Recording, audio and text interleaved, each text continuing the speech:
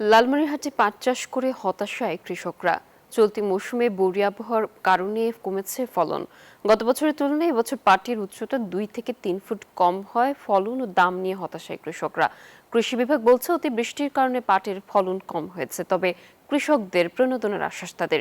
লালমনিরহাট থেকে সহকর্মী রবিউল হাসানের তথ্যচিত্রে ডেস্ক রিপোর্ট। পাট কাটতে ব্যস্ত সময় পার করছেন লালমনিরহাটের কৃষক। তবে গত বছরের তুলনায় পাটে ফলন কম হওয়ায় লোকসানের শঙ্কায় দিন পার করছেন তারা। একমাত্র স্মার্ট সিটি বসুন্ধরা, আধুনিকতায় এক ধাপ এগিয়ে।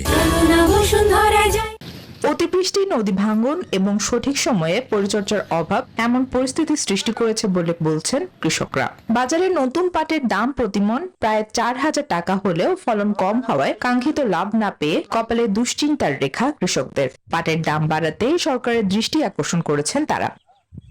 আগামী যদি আমাদের এই ফসলটা আবাদ করছি, যদি 2 দিকে লাভের হাত করছি, যদি আমরা দাম না পাই তা আমরা তো আগামীতে আবাদ করবো না। আর ভালো যদি দাম পাই তা সামনে বার আরো গাড়ো। সরকার যদি এটা ন্যায্য মূল্য দেয়, আবার 1 কেজি করে ধলতা নেয়, এটা যদি নজরদারি রাখে, তাহলে ইনশাল্লাহ মোটামুটি আমরা লাভবান হব।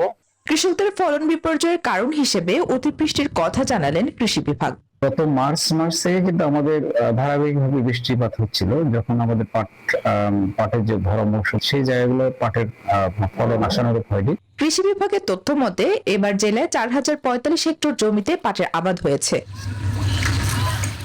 Desk report, news 24।